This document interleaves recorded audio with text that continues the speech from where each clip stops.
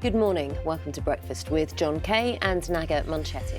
Our headlines this morning: 2 children and 2 women are killed in a house fire in south-east London. The fire brigade described the incident as truly terrible. Plans for tougher laws to prosecute drivers using their phone behind the wheel for anything, with a ban on playing games and scrolling through playlists. It has to be out there. It has to be how dangerous it is to use your phone whilst you are driving. Keeping down the cost of buying school uniforms, new rules come into effect in England to help hard-pressed families.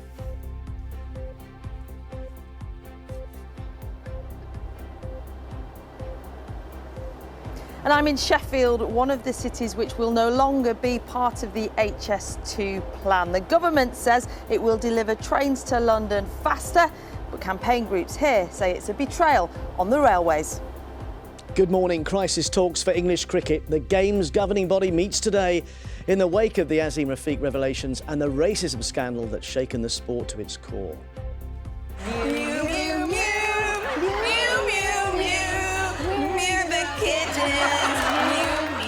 The Duchess of Sussex, as you've never seen her before. She plays a prank on unsuspecting members of the public during a US television interview about family life. And if you're about to step out the door, it's another incredibly mild morning out there. Plenty of cloud ahead, but if you're after some sunshine, it comes this weekend as things start to turn colder. I'll have your full forecast here on Breakfast.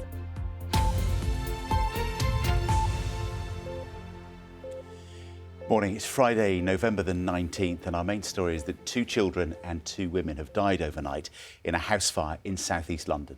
A man who escaped the building has been taken to hospital. Our reporter Tim Muffet is there. Tim, this has been described as terrible, understandably so. What more do we know? Yeah, good morning to you. London Fire Brigade says it first received calls at around about 8:30 last night. In all, 6 fire engines and around 40 firefighters were sent here to Bexleyheath in south-east London. Now, the fire brigade says that crews using breathing apparatus were able to take 2 female adults and 2 children away from the first floor of the building, but very sadly they all died on the scene. So that is 2 adult women and 2 children dead following a house fire here in Bexleyheath. 1 adult male who had got out of the building before the fire crews arrived has been taken to hospital. Now, the cause of the fire is under investigation, so there's not really a great deal to add to that. I was speaking to a couple of residents close to here a short while ago, and they say they are in a state of total shock, as I'm sure many people will be this morning in this area when they wake up to this news that 2 women and 2 children have died in a house fire here in Bexleyheath in south-east London. Tim, thanks very much. Tim Muffet there for us. We'll get our updates on that story throughout the morning. Another story for you now, and drivers who use their phones to play games or take photos at the wheel could soon face tougher punishments. Now, the current law only bans using a phone to make calls or send messages whilst driving, but the government is planning to expand the list of activities which could lead to a fine or penalty points. Coletta Smith has been speaking to a mother whose teenage son was killed by a lorry driver who'd been using his phone to play a game and to check social media. Happy birthday to you. Joe Cairns was 14 years old when he was killed.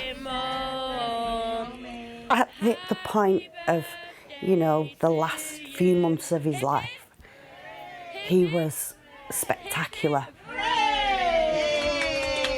I couldn't be more proud of him. I couldn't. He was always going to deal with different things, but he was shining. He was.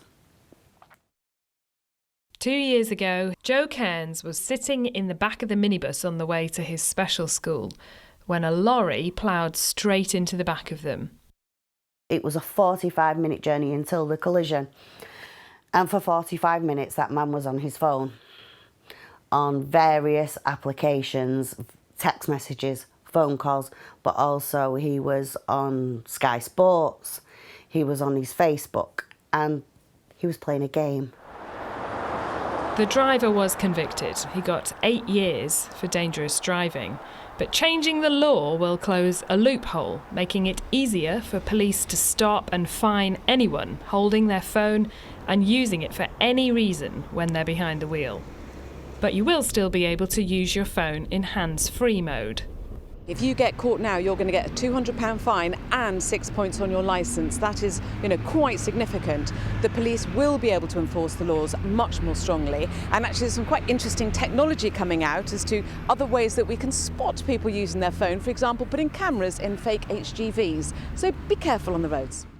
Steph, how do you feel when you see people in their cars using their phones, looking down at their phones?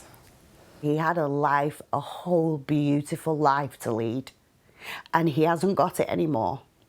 You're missing a part of your heart. I gave birth to that boy, and I gave him life. And through somebody's choice that day, they took his life away. And he's no more. And it has to be out there. It has to be how dangerous it is to use your phone whilst you are driving. Coletta Smith, BBC News in Radcliffe. Now, the Department for Education is publishing new rules today, which will force schools in England to keep the cost of school uniforms down. Yeah, the guidance, which will be effective from next autumn, requires schools to remove unnecessary branded items and to allow pupils to wear more high street items. Our education editor, Branwyn Jeffries, explains. It's one of the biggest costs for families, a uniform with the school logo. From blazer to sports kit, it can add up to more than £100. But buying from the high street or supermarkets can cut costs. Research suggests it can save more than £50 per child. I'm really fortunate in the fact that the polo shirts and jumpers that my girls can wear, I can actually buy them off the website of a local supermarket, and they do the embroidery, which saves a little bit of money. Not having a prescribed PE kit definitely would save a lot of money. I think having logos emblazoned on T-shirts that they're wearing underneath jumpers, which are never seen, is completely unnecessary. You can get a pack of 3 white polo shirts from a supermarket for £5-6. There's no need to then make that into £15 a pop just for having a logo on. So schools in England will now have to limit branded items, allow more uniform from any shop, and make second-hand uniforms available. Steps some schools take already, but now all will have to. But poverty campaigners say more is needed. In Wales and Scotland, families on very low income can get grants, making it easier to cover the many costs of school. Branwyn Jeffries, BBC News. Talks continue in Brussels today to try to ease the row between the UK and the European Union about customs arrangements when it comes to Northern Ireland. Yeah, the UK is warning that it could unilaterally suspend parts of the Northern Ireland deal unless major changes are made. Let's go live to Westminster now and speak to our political correspondent Nick Eardley, who joins us. And Nick, there's been a lot of talking already, more talking today. What are the chances of some kind of agreement here? Morning to you. Today, I think the chances of a breakthrough are pretty slim. This has still got a few weeks to run, but it is really getting to a crunch point where the UK and the EU need to decide if they can come to a compromise. This is all about the part of the Brexit deal which governs things going from Great Britain to Northern Ireland. There have been a bunch of checks put in place since that deal came into place, and that's left some in Northern Ireland, particularly in the unionist community, really unhappy. The UK government is saying that the checks have been too stringent, and it wants the EU to think about loosening them a bit. Now, one of the things the UK could do and is threatening to do is trigger what's called Article 16. It basically starts a big legal dispute with the European Union over the way the Brexit deal is working. Micheál Martin, he is the Taoiseach in the Republic of Ireland, basically their equivalent of the Prime Minister. He's been talking to my colleague Laura Kunsberg on Newscast about whether he thinks a breakthrough is possible. There's not an abundance of checks, and it can get resolved with goodwill on all sides. And what's very clear to me as well is that the vast majority from all persuasions in Northern Ireland and all political leaders want this resolved through negotiated agreement. Really interesting in that interview that Micheál Martin sounded quite conciliatory, sounded a bit like he thought there could be a deal. It'll be up to Lord Frost on the UK side and Marcus Sefcovic on the EU side to try and batter out that deal over the next few weeks. If we've learned anything over the last 3 or 4 years, it's that talks with the European Union can often go right to the wire. So I wouldn't hold my breath for an imminent breakthrough, but this is an issue that's not going away. It's like this time last year again, isn't it, Nick? Thank you very much indeed. The National Audit Office has accused the government of being underprepared for another pandemic like COVID-19. In a new report, the spending watchdog says ministers and officials had anticipated a flu pandemic or a highly infectious disease such as Ebola, but not for a virus like COVID, where some of those infected don't show symptoms. The Department of Health said there would be a full public inquiry next year. Around 150 British Army engineers will be sent to help reinforce Poland's border with Belarus. The Defence Secretary Ben Wallace said he wants to show solidarity with a NATO ally and warn the Belarusian government against using migrants to destabilise its neighbours. The troops will be there to build fences and observation posts, but they won't be taking part in combat. The Duchess of Sussex has appeared on a US chat show overnight.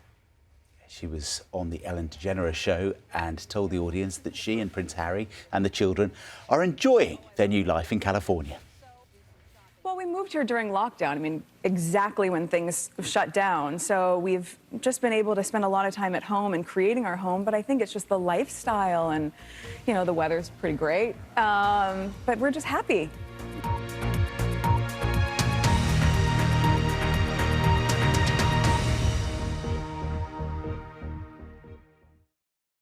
See the headlines as they happen and watch BBC News live in the app and get the full story with bbc.co.uk/news. Follow the story for all the latest with BBC News.